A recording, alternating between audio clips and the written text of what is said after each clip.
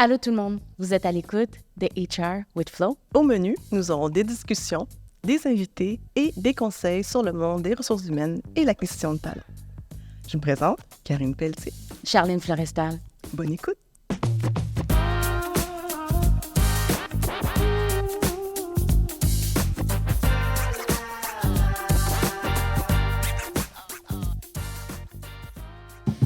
Allô Benoît. Bon matin, bon matin. Bon matin. Allô Karine. Allô, Comment Charline. ça va? Ça va bien, ça Ben va bien. oui.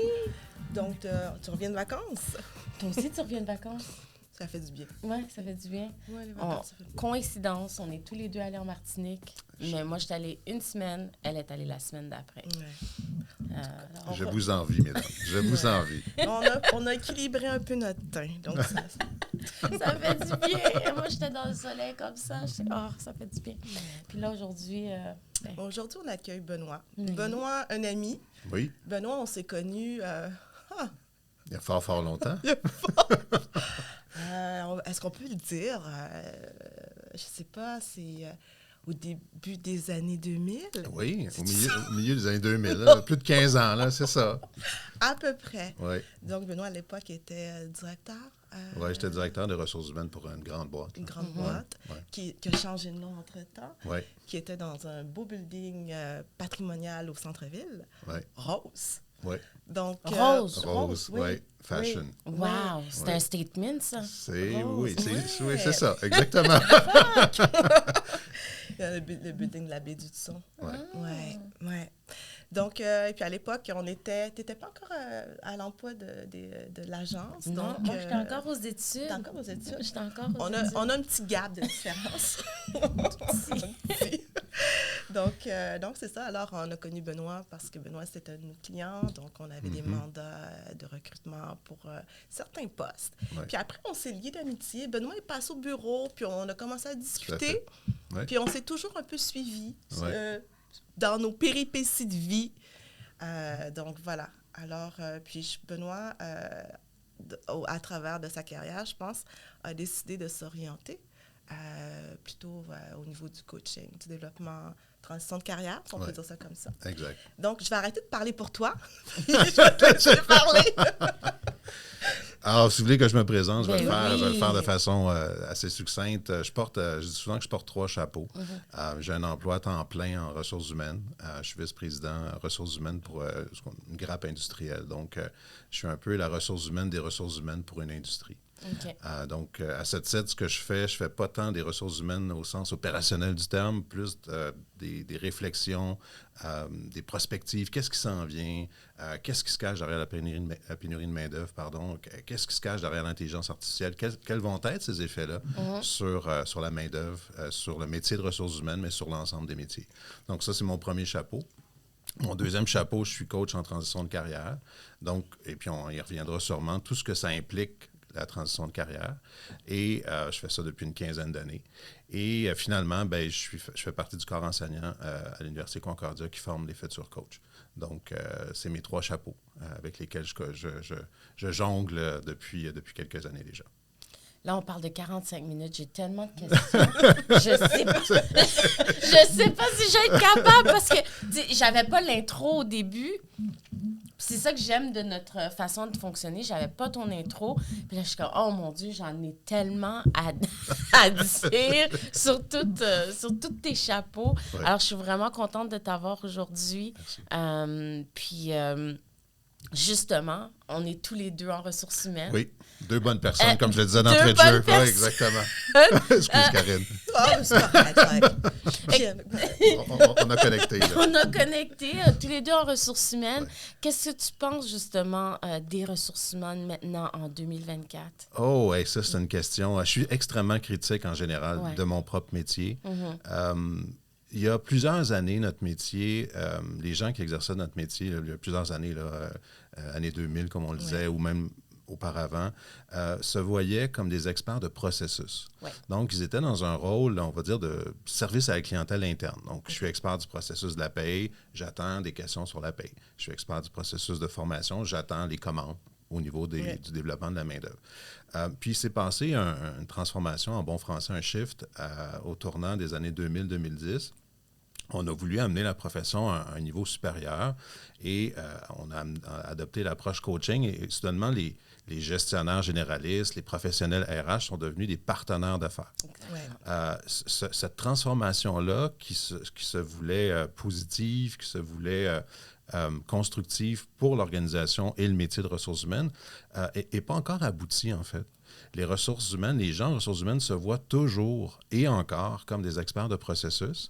Et lorsqu'on leur demande de sortir de leur bureau pour accompagner des gestionnaires, ces personnes se voient encore comme un service à la clientèle. Or, la logique qui était derrière le partenaire, la notion de partenaire d'affaires, c'était une logique de coach. C'est une logique de te mettre d'accompagnement, te mettre dans les souliers de la personne que tu accompagnes, puis d'anticiper ses besoins de développement, puis de comprendre son environnement et de comprendre ce qui s'en vient dans sa business.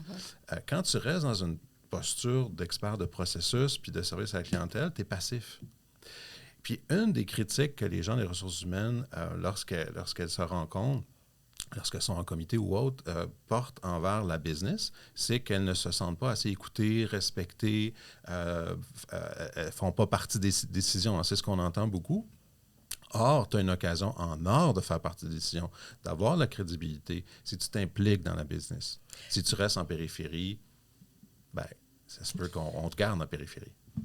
Est-ce que, tu sais, j'ai un souvenir aussi au niveau à l'époque, quand on s'est connus, les ressources humaines, les employés n'avaient pas nécessairement confiance aux partenaires d'affaires ou à la directrice des ressources humaines ou au directeur. Donc, est-ce que c'est un des critères qui te fait réfléchir? Je pense que je vais me diriger dans le coaching de carrière pour on va dire, rétablir c'est pas cette croyance, mais rétablir une espèce de contact avec les employés. Parce que si les employés n'ont pas cette facilité à venir parler de leurs problèmes, bien, le rôle en ressources humaines ne reste pas complet. Oui, puis écoute, il y a beaucoup de dimensions dans la question que tu déposes. Je vais en prendre quelques-unes, puis j'espère répondre à la question. N'hésite pas à... le rôle du partenaire d'affaires dans cette nouvelle philosophie, dans cette nouvelle approche, c'est d'abord et avant tout d'accompagner non pas les employés, mais les gestionnaires. Le travail in fine d'accompagner les employés devrait passer, et va passer un jour, je l'espère, par les gestionnaires. Donc, notre travail à nous, c'est de se rapprocher des gestionnaires et de les accompagner dans leur lien avec leurs employés. Donc, cette vision des ressources humaines qui sont un peu le papa ou la maman ou le psychologue. C'est une vision qui est pas vraie. En fait, c'est qu'on est des experts qui représentons l'employeur dans l'équilibre des normes, des règlements, des processus, des procédures internes, externes. Puis on veut empower, on veut outiller les gestionnaires pour que tout le travail au quotidien qu'on a à faire ensemble, qu'on trouve l'harmonie comme un chef d'orchestre trouve l'harmonie à travers différents instruments. Donc, que les employés n'aient pas confiance aux ressources humaines, c'est une chose. Moi, ce que je veux davantage, c'est pas tant qu'ils aient confiance en moi, que c'est qu'ils aient confiance en leur gestionnaire. Exactement. Puis moi, mon travail, c'est de bâtir une relation avec le gestionnaire. Puis tant mieux si j'ai un pont de confiance aussi avec les employés, mais ma priorité devrait être le ou les gestionnaires que j'accompagne. Exactement. Exact. Le défi que moi, je trouve en RH en ce moment, justement, puis tu l'as bien expliqué, c'était la transition entre étant un conseiller ressources humaines à un partenaire d'affaires. Ouais. Comme tu le disais, c'est nous-mêmes, en tant que HRBP, on a de la difficulté à se positionner, mais je trouve aussi que l'employeur aussi nous aide pas à se positionner. Moi, depuis, ça fait 3-4 ans que je suis un partenaire d'affaires en ressources humaines et je suis encore pas dans mon rôle au niveau stratégique. Ouais. Je suis encore en train de répondre des questions payroll. Je suis encore en train de répondre comment rentrer dans le système pour changer ta date de naissance. À faire comprendre à mon gestionnaire que c'est ton rôle, puis que je te forme pour ça et je te coach pour ça. Et non seulement ça, faire comprendre à ma direction aussi, parce que c'est nouveau pour eux, ce nouveau poste de partenaire d'affaires RH. Ouais. Et je me demande, c'est quand que cette transition-là va être faite complètement? Bien, encore une fois, moi, je vois plusieurs dimensions dans ce que tu déposes. Une d'elles, c'est ce que j'entends, c'est que tu es sous-utilisé, en fait. Exactement. C'est que tu peux en offrir plus, mais on se contente davantage du côté opérationnel du quotidien. Donc, il y a une question d'éducation à l'entreprise, aux gestionnaires, d'une part. Puis, ce n'est pas toutes les entreprises qui ont le même besoin. Ce n'est pas toutes les entreprises qui comprennent le potentiel de quelqu'un qui est bien formé en ressources humaines. Mais il y a aussi une dimension qui est d'ordre personnel. Puis je me souviens, lorsque j'ai connu Karine, je travaillais pour une grande entreprise multinationale. Et moi, j'étais responsable du bureau de Montréal. Il y avait plusieurs bureaux à travers le Canada. Et une fois, on nous invite, les équipes RH, à Mississauga, en Ontario, et pour rencontrer la numéro 1 mondiale de cette corporation, numéro 1 mondiale RH. Okay. Donc, 300 000 employés, une centaine de pays. Là. Donc, c'est vraiment là, le top of the line. Et c'est mon collègue qui lui a posé la question. On était une vingtaine avec elle pendant 1 heure. Donc, c'était vraiment une rencontre très, on va dire, intimiste. Là, donc, on était proches. Et c'est mon collègue Marc, à l'époque, qui a posé la meilleure question, la question que j'aurais voulu lui poser. Qu'est-ce qui a fait la différence dans ta carrière pour que tu puisses atteindre ce niveau exécutif? Elle a vraiment pris une pause. Elle a vraiment réfléchi, puis elle a dit, c'est quand j'ai quitté les ressources humaines. Ah! Puis effectivement, la réaction a. Puis, elle s'est expliquée. Elle a dit, ma carrière dans cette corporation, je pense qu'elle était à sa 20e ou 25e année, à un moment donné, elle a eu une opportunité de devenir partenaire d'affaires, directrice principale RH. Elle a eu une opportunité dans un nouveau développement dans l'organisation de diriger une division. Et là, elle a vu sous un angle différent le travail des gens qu'elle apprenait, qu'elle accompagnait comme coach RH. Et non seulement elle a gagné en perspective par rapport à l'entreprise, mais au rôle de gestionnaire de plancher. Mm-hmm. Et elle a gagné en respect auprès des autres gestionnaires. Et lorsqu'elle est revenue en ressources humaines, elle avait gagné donc de nouvelles perspectives, oui. Puis elle avait cette crédibilité-là aux yeux des autres. Elle va me comprendre. Parce qu'elle a été gestionnaire. Elle a été gestionnaire on va dire, de plancher. Là. Mm-hmm. Donc, il y a cette notion-là aussi. On amène avec nous une invitation. On amène avec nous, je vais dire, une énergie, sans paraître trop ésotérique. Et puis, l'énergie de la confiance, l'énergie des possibilités qu'on amène, parfois, on l'assume, parfois, on la tait. Donc, il y a cette danse. Est-ce que mon employeur voit le potentiel? Est-ce qu'il comprend son besoin derrière l'opérationnel? Est-ce qu'il voit l'aspect tactique que je peux lui amener, l'aspect stratégique auquel je peux participer? Mais il y a la posture aussi de l'individu. Comment je réponds à ce qui m'est proposé? Qu'est-ce que j'amène dans le meeting comme énergie? Et donc, ces perspectives, on gagne à aller les chercher. On gagne des fois à sortir des sentiers battus. On gagne à aller dans d'autres sphères pour ajouter une corde à notre arc, à notre violon. Là, je ne sais pas. Bon, parfait. Une corde de plus. Benoît, j'aimerais ça que tu nous parles un petit peu de la transition que tu as faite. Pourquoi décider de te former en coaching? Qu'est-ce qui s'est passé? Quelle transition et quel déclic que tu as eu? Hey, c'est intéressant comme question. Moi, je pose ces questions-là à mes clients. Ouais.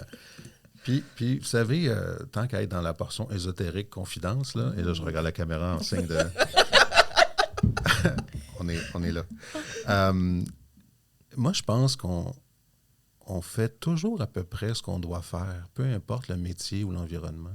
Je pense qu'il y a un élément de nous qui veut ressortir. Je pense que j'ai toujours été coach, nonobstant le métier que j'ai occupé. Je t'arrête. Oui. Ce qu'on doit faire ou ce qu'on veut faire? Bien, pour moi, merci, les deux en fait. Il y a un élément dans nous qui existe, qui est vivant, qui appelle à sortir, qui appelle à exister, deviens ce que tu es. Là. C'est un peu ce call to action envers nous-mêmes. Ce qui fait que quand on creuse, quand on accompagne des gens qui sont rendus à 35, 45, 55 ans et qui se posent des questions par rapport à leur carrière, souvent, on va remonter à l'adolescence. Qu'est-ce que tu rêvais de faire quand tu avais 14-15 ans? Puis la réponse, souvent, est là. Elle est là, elle n'est pas aboutie, elle n'est pas bien définie. Qu'est-ce que tu voulais faire? Mais elle est là. Moi, je voulais être curé. Ah, je me souviens, oui. Tu voulais être Ouais. curé. Moi, je voulais accompagner les gens dans leurs besoins spirituels jusqu'à mes 17-18 ans. Puis là, j'ai rencontré une fille, puis là, je me suis dit, je ne serai plus curé. Mais non. C'est fini. Mais oui, donc je voulais accompagner les gens dans des dimensions plus larges que juste le quotidien, que juste le B.A.B.A. Et donc, j'ai toujours amené cette dimension-là. Tu sais, je travaillais dans un centre d'appel quand j'étais étudiant, ensuite en ressources humaines, Super. mais j'ai toujours été un coach. Benoît, je vais te dire sincèrement, malgré que c'est nous qui te posons des questions puis que tu réponds, tu as quand même ce côté je me sens coachée quand même. Puis, sincèrement, je travaille fort, mais je suis en train de devenir émotionnelle. Je suis en train de devenir émotionnelle. Pourquoi? Parce que je suis dans cette transition de carrière-là. Je fais des ressources humaines. J'ai commencé avec Karine en 2009. Si tu ne sais pas, Karine, c'était ma mentor. Vraiment, j'aspirais à être une Karine. C'est lourd. Et au niveau recrutement, j'étais rendue là. J'étais une Karine. Puis elle est toujours restée dans ma tête. On a perdu contact pendant assez longtemps. Puis elle est toujours restée dans ma tête. Je veux être une Karine. Dans ma façon de m'habiller, je rentrais au bureau, on était comme « Hey, Charlène, t'es fashion ». Dans ma tête, c'était Karine. Tu sais, c'est dans tout, la confiance en moi et tout, je l'ai eu. Je l'ai fait en recrutement. Je suis rentrée en RH, HRBP. J'ai même pas passé comme conseillère. Je suis allée directement en partenaire d'affaires. Bravo. Et là, je me sens imposteur. Je me sens... je suis pas à ma place. Parce que tu n'as pas fait le chemin traditionnel. Non, j'ai pas fait le chemin traditionnel. Est-ce qu'on te le fait sentir que tu n'as pas fait le chemin traditionnel? Je crois que le monde est en train de changer un peu. On parle plus de diplôme maintenant. On parle plus, mais pourquoi tu n'as pas fait ça? Puis là, tu as fait ça. Il y a trop de pourquoi. Comparé à avant, on embrassait. Comme, embracing, je ne sais pas si j'ai le nom en anglais. On embrassait d'avoir quelqu'un de nouveau, quelqu'un de dynamique, quelqu'un de différent. Maintenant, c'est où est ton diplôme? Pourquoi tu as passé de recrutement directement à HRBP? Tu dois te justifier constamment, dans ton processus. Constamment. Ouais. Et qu'est-ce que tu as dit qui m'a ressorti? C'est qu'est-ce que Karine aussi t'a... Est-ce qu'on doit ou est-ce qu'on veut? C'est ça. Et là, je suis dans cette position où est-ce que je sens que je dois et je veux faire ce qui est pour moi. Et à me questionner, c'est quoi que la vie veut pour moi en ce moment? Est-ce que c'est vraiment être HRBP ou est-ce que c'est plus? J'ai pas de questions pour toi. J'en ai plein, t'inquiète pas, j'en ai plein. Mais j'aimerais savoir ta position dans tout ça. Ouais. Donc, ça me touche beaucoup, ce que tu nous partages. Il y a un paradoxe dans le monde des affaires. Il y a un paradoxe même dans notre société. Quand on y pense, on a la structure familiale qui nous explique un peu les règles de base, les règles de vie, les règles de socialisation. Ensuite, on va à l'école. Puis peu importe le chemin de l'école est un moule. On va pro-formater les gens pour qu'on constitue une société avec des règles puis des valeurs communes. Et ce dont tu me parles d'un chemin, hein, il y a une notion de conformité. Je dois suivre un chemin. Et si je ne suis pas ce chemin-là, je ne me sens pas conforme aux attentes. On ne va pas réussir. Il faut rester dans le moule. Exact. Or, qui valorise-t-on le plus dans nos sociétés? c'est les gens qui sortent du moule, qui Ah, font oui. pas comme les autres. Mhm. Donc, le paradoxe, on peut le constater, mais on peut le vivre aussi. Mhm.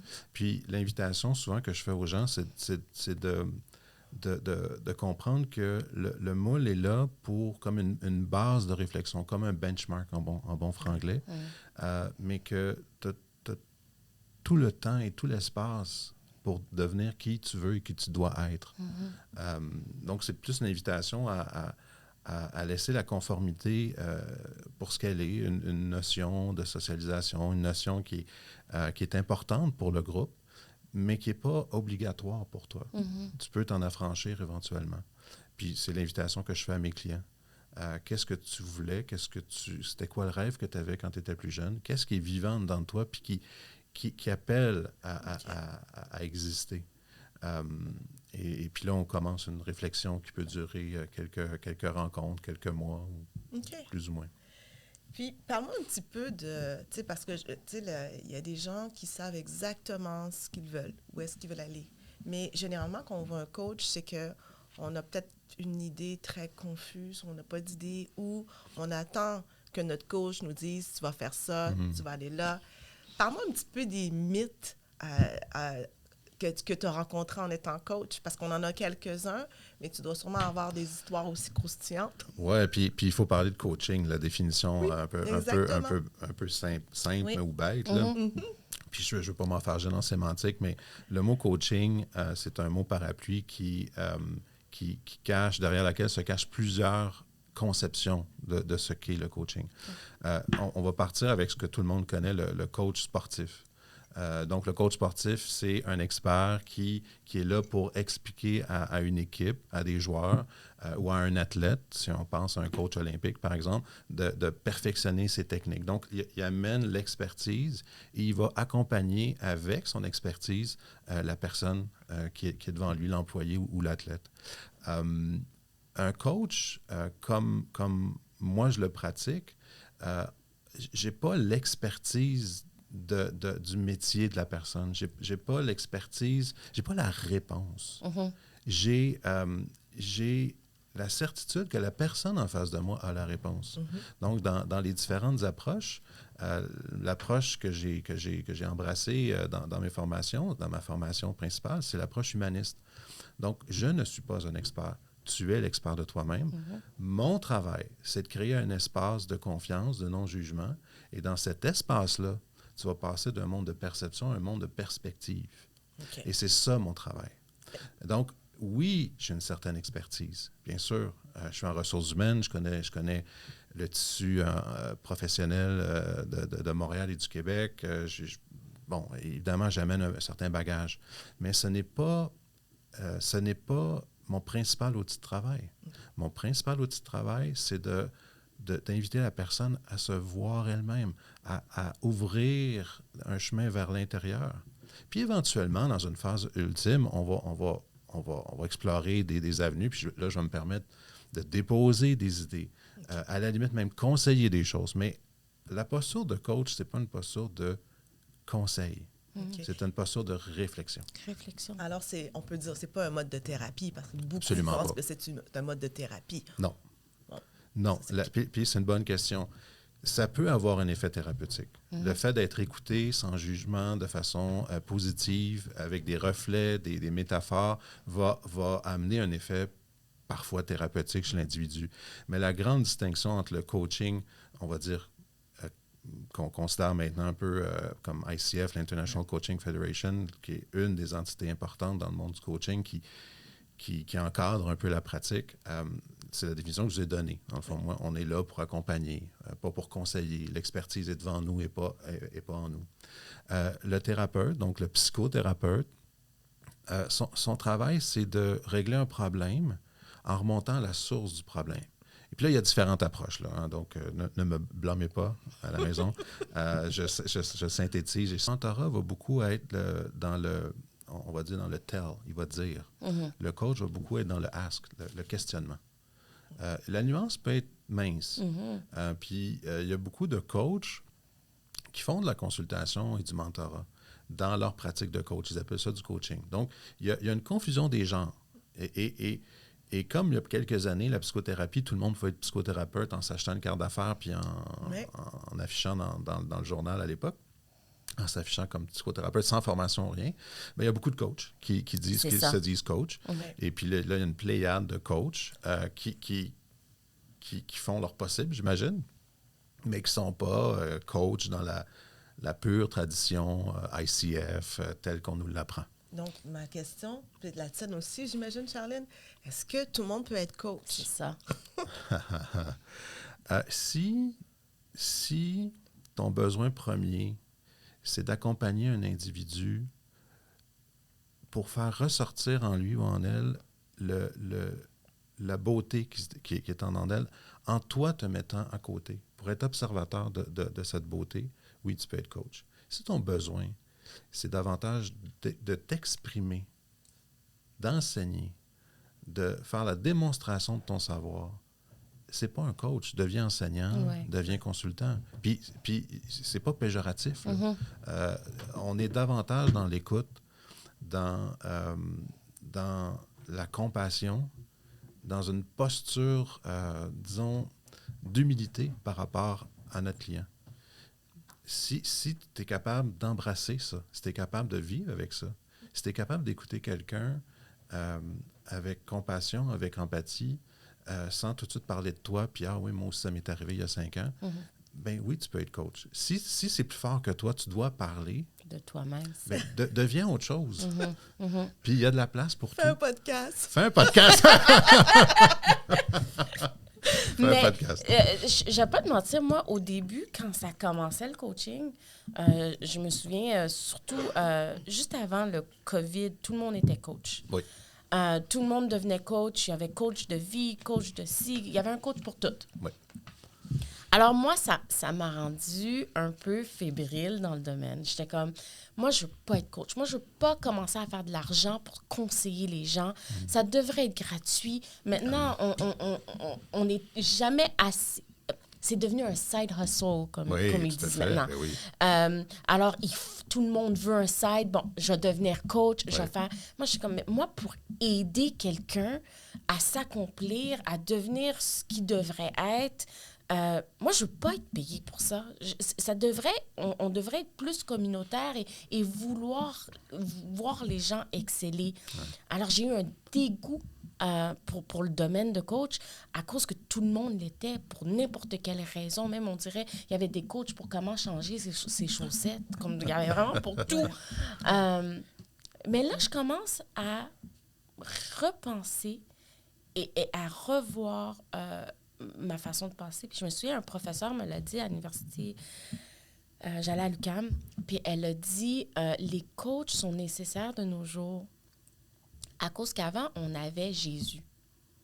On avait un guide, on avait une direction, on avait Jésus qui nous disait où aller, comment aller. Mais maintenant, on ne croit plus. Ça, c'est un autre sujet. On n'est plus des croyants, on est encore, l'être humain a encore besoin de direction. Qu'est-ce que tu en penses? Ah, wow. C'est une vaste question. Mais ça va, la question est excellente et ça va bien avec ton vécu à 16-17 ans. Tu voulais être curé, finalement. Oui. Il y a d'abord la notion de l'argent.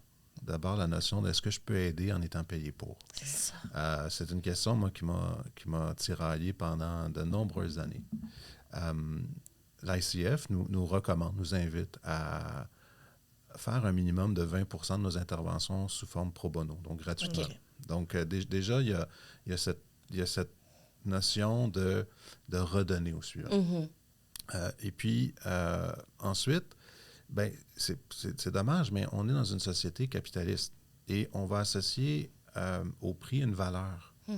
Et lorsque j'offrais et ça m'est arrivé très souvent, même encore aujourd'hui, d'offrir mes services gratuitement, les gens vont avoir tendance à déconsidérer la valeur de ce qu'ils reçoivent parce que c'est gratuit ou c'est très peu dispendieux, c'est pas très cher.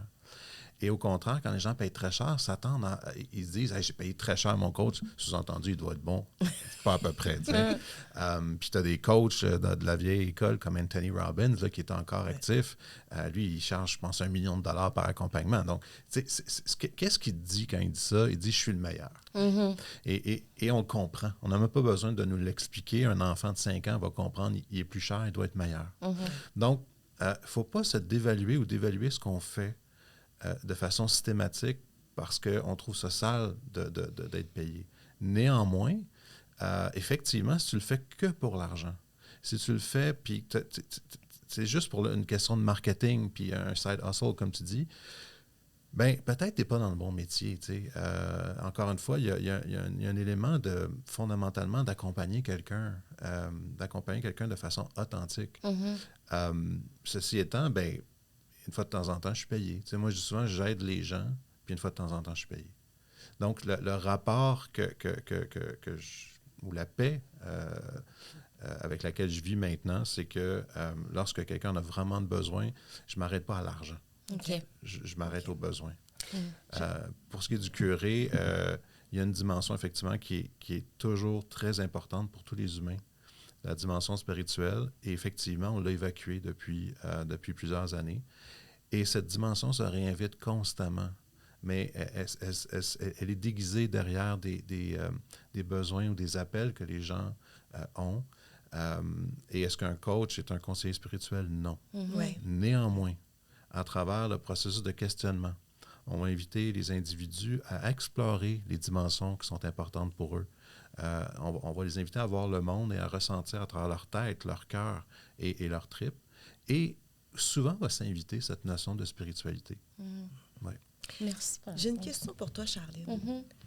La réponse de Benoît, elle est tout à fait, elle est parfaite. Puis, ça m'explique aussi peut-être ton mal-être au niveau de ton rôle présentement. Si tu avais ce volet où tu pouvais encore plus accompagner tes gestionnaires en coaching, est-ce que ton rôle serait complet pour toi? Est-ce que tu serais satisfaite de ce que tu offres comme service de support? Si tu avais la chance de pouvoir l'offrir. Si je comprends bien ta question, la façon dont je la répondrais, c'est oui, parce que si mon rôle était que coacher, que coacher mes gestionnaires à être les meilleurs gestionnaires, à vraiment comprendre leurs employés, aider dans leur cheminement de carrière, d'être vraiment présent pour leurs employés, puis de la façon qu'ils devraient, oui, je serais plus heureuse au travail.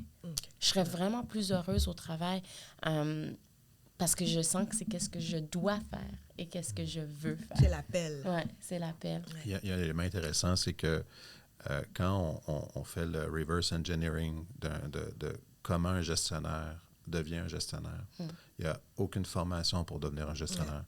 Même si tu as étudié en administration, même si tu as fait ton MBA, à aucun moment, jamais, on va t'expliquer comment devenir gestionnaire. Tu vas avoir des notions de comptabilité, de gestion d'opération, de ressources humaines, mais c'est des notions. Comment tu articules ces notions-là, puis que tu les transformes en relations, puis comment tu deviens le chef d'orchestre de ton équipe, comment comprendre l'humain en face de toi, comment te comprendre toi, puis le rapport que tu entretiens aux autres, comment te responsabiliser et responsabiliser l'autre. Jamais, aucun cours universitaire va te le montrer. Et c'est là que va apparaître le besoin de mentorat, tutorat et, in fine, de coaching. Donc, nous, on accompagne en coaching exécutif, ou j'accompagne en coaching exécutif des gestionnaires qui sont dans le haut de la pyramide et qui se posent des questions de base. Puis c'est pas parce que c'est des mauvais gestionnaires. C'est tout simplement qu'ils sont rendus à une phase où ils veulent peaufiner, ils veulent aller plus loin. Et puis les questions qui se posent, c'est des questions qu'on pourrait répondre au début d'une carrière de gestionnaire. Mais personne ne prend cette responsabilité-là parce qu'historiquement, on apprenait sur le tas. Et dans un univers qui se transforme rapidement, qui a énormément de plaques tectoniques, qui a énormément de facettes de DI, de facettes de génération, de facettes technologiques, les gestionnaires sont importants plus que jamais. Et est-ce qu'on a encore le temps de laisser au hasard un apprentissage sur le tas? Je ne suis pas certain. Non. Non. Donc, l'importance des coachs, si tu veux devenir coach, on se parlera.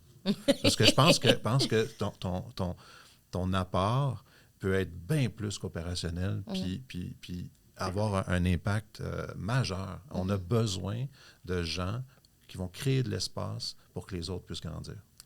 Ouais. C'est une vocation. Ouais. C'est une vocation, et puis de faire le cheminement, puis d'être prêt, parce que, Charlène, tu sais, pour pas parler de ta vie, je sais que tu es rendu à un moment où tu te poses des questions. Ben oui.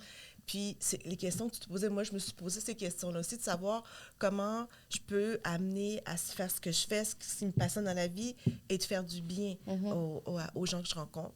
Moi, je fais du bien dans mon métier de recruteur parce que, comme j'expliquais, si j'ai un candidat en entrevue et puis que, oui, je sais forcément que ça ne va pas fonctionner pour le poste, mais je ne vais pas le laisser comme ça. Je ne vais pas le laisser où il n'y aura pas de support, où il n'est pas à son maximum pour faire la prochaine entrevue ailleurs. Donc, le coaching, je l'ai mis à ma sauce pour pouvoir accompagner. Mais je ne pourrais pas le faire parce qu'on veut toujours que les personnes qu'on rencontre ou croisent sur notre route puissent être à son maximum et trouver la carrière qui leur plaise. Tu sais qu'est-ce qui est fou? Excuse de t'interrompre, je n'ai juste pas oublié ça. Ton talent de recruteur et la façon que tu soutiens les gens, bon, je trouve ça rare. En passant, c'est rare de nos jours. Mais justement, j'étais dans une fête dernièrement. C'était la fête de mon cousin. Puis j'étais assise, puis je parlais à ma cousine, puis ça faisait longtemps que je ne l'ai pas vue. Puis on parlait. Puis je lui demandais où tu travailles. Là, elle me dit où elle travaille. Je suis comme, ben, j'ai une amie qui travaillait là. Elle me dit, ah ouais. Là, j'ai dit ton nom. Elle dit, c'est elle qui m'a recrutée. Elle a dit, Charlène, c'est elle qui m'a recrutée. Dis-lui mon nom, elle va se rappeler de moi. Mais après son recrutement, vous n'êtes jamais reparlé, Oui. mais tu l'as marqué. OK. Elle m'a dit, Charlène, elle m'a marqué, Karine m'a marqué parce que non seulement elle faisait un processus de recrutement, mais elle me préparait pour l'éventualité de ma carrière. L'éventualité, si j'ai d'autres entrevues, si je veux avancer dans ma carrière, mais j'ai les outils. Si jamais Karine n'est pas là, j'ai les outils pour aller de l'avant. Ça me donne la chair de poule. C'est cet impact-là qu'en tant que recruteur, ceux qui le font bien, ils ont l'impact et ça reste longtemps. Ça reste quasiment pour toujours. Ce recruteur-là qui m'a donné vraiment les outils pour continuellement évoluer dans ma carrière. Alors, le recruteur, c'est pas juste recruter. Là. Non, on a un rôle important, puis ça a un impact dans la vie des gens. Quand tu accordes l'attention à quelqu'un de façon bienveillante, ça peut faire une différence énorme. Puis parfois, un mot, une tape dans le dos, peut faire une différence fondamentale. On le saura peut-être jamais si on ne croise pas cette personne-là. Mais d'être bien dans ce qu'on fait, de rayonner parce qu'on fait bien ce qu'on aime faire, puis de le faire de façon bienveillante, c'est puissant. C'est un puissant moteur de bien-être, c'est un puissant moteur de rayonnement, mais pas de rayonnement pour soi. C'est pour les autres que pour les autres. C'est les autres. Ouais. C'est d'être en mesure de, comme vous le faites dans l'accompagnement de vos rôles, d'amener la personne à son maximum. Exact. Puis, des fois, elle ne s'en rend pas compte. Donc, des fois, elle s'en rend compte parce qu'il y a un gestionnaire, ça ne va pas avec le gestionnaire. Donc, et des fois, la personne a besoin d'être outillée, elle a besoin de son coffre d'outils. Donc, je pense qu'on donne des coffres d'outils de différentes grosseurs, avec différentes façons de faire, donc des différentes clés. Ouais. Tu sais, j'ai une connaissance, et puis elle a fait toute une transition de carrière. La transition était passée d'être dans... elle travaillait dans une firme de consultation, gros salaire dès qu'elle est sortie de l'université, fast-pace. Puis les consultants, c'est comme des célébrités, là. C'est comme... c'est wow! C'est des sauveurs, souvent. Puis c'est le lifestyle, les 5 à 7, c'est la belle vie. Elle est passée de là à faire une transition de carrière à journaliste. Belle transition, Ouais. Couper son salaire en deux. Ça, puis pas la journaliste célèbre devant la télé, là. C'est vraiment... puis on l'a rencontré, puis on a parlé de sa transition de carrière. Puis on parlait beaucoup de peur. Comment tu conseilles les gens au niveau de cette peur de passer d'une carrière à une autre? Et la peur, faire la transition? Comment faire la transition? Parce qu'on regarde émotionnel, on regarde financier, on regarde beaucoup d'aspects. Ouais. Ouais. Puis les autres, qu'est-ce qu'ils vont dire? Oui. Les autres, qu'est-ce qu'ils vont dire? Ouais. Wow. La peur, c'est ben, la peur peut être un moteur puissant. La peur, c'est quelque chose de très bienveillant pour l'individu. On est d'abord programmé, puis ça c'est important de le comprendre quand on accompagne les humains, on est d'abord programmé pour éviter la douleur. Donc, quand on parle de transition, c'est qu'on parle qu'on a une aspiration à autre chose, qu'on veut retrouver un rêve ou se réapproprier une partie de soi-même, puis se réaliser, s'actualiser à travers quelque chose qui existe en dedans nous, on le disait d'entrée de jeu. La peur, c'est un mécanisme totalement normal et on travaille avec la peur. On la nie pas, on la rejette pas, jamais. La peur, c'est notre programmation pour éviter de souffrir. L'invitation qu'on fait dans le processus de transition, c'est une invitation d'abord à soi-même. Donc, on va faire passer des tests psychométriques, on va parler de nos croyances, de nos valeurs. Puis, un outil que j'utilise beaucoup pour évaluer un peu là où la personne est dans son confort ou son inconfort, c'est la théorie de l'autodétermination. Donc, grosso modo, il y a 3 piliers pour comprendre les besoins humains. Il y a l'autonomie, besoin d'autonomie, de compétences, d'affiliation sociale. Puis j'essaie d'évaluer dans la première ou les premières rencontres, la personne, comment ces 3 piliers-là sont solides ou non. Donc, est-ce que je me sens seul au travail? Affiliation sociale, point d'interrogation. Est-ce que chaque ma compétence et on en profite amplement? Est-ce que je suis reconnu à ma juste valeur? On en parlait tantôt. Donc, point d'interrogation. Et est-ce que mon autonomie, est-ce que mon carré de sable est assez grand pour que je puisse grandir dans ce carré de sable? Point d'interrogation. Lorsque un ou plus de ces piliers qui est fragile, à ce moment-là, on devine qu'il va y avoir une motivation. Et on va se servir de cette motivation-là. On va se servir des croyances de la personne, de ses valeurs, pour faire en sorte que la peur ne soit qu'une variable dans l'équation. Et les proches, ben, c'est une variable dans l'équation. Les proches veulent notre bien. OK? On les aime, ils nous aiment. Un coach, c'est un entraînement pour ne pas se positionner dans les sujets de l'autre à travers notre regard, mais se positionner à côté de l'autre pour regarder le monde à travers son regard.